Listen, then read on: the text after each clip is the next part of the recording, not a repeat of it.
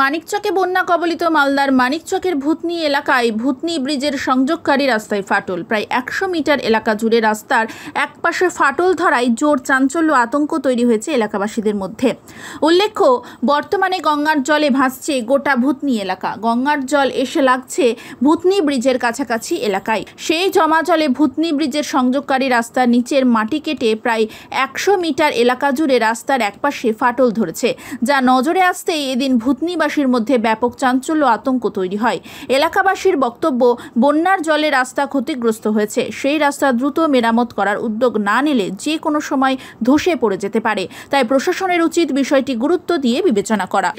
কবে হয়েছে এটা গোটাটা আপনি পরিণত হয়ে গেছে, মানে জল তখন আরো বাড়ছে, ঠিক আছে, জল আরো বাড়তে থাকছে।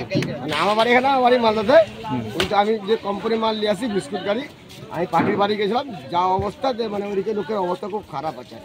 ওখান দিয়ে পরের মাটি ভরে ওখান থেকে একটা রাস্তা করা হয়েছে, তার সামনে একটা করা হয়েছে, আপনি সিঁড়ি করা হয়েছে আর কি, অ্যাঙ্গেল দিয়ে লোকজন যাওয়ার জন্য, তাও হাফ প্যান্ট পরে যাচ্ছে। আপনি ধরে 4 দিন ধরে আছে, 4-5 দিন ধরে ফাটল হয়েছে। এটা ধরেন আপনি মিনিমাম 280।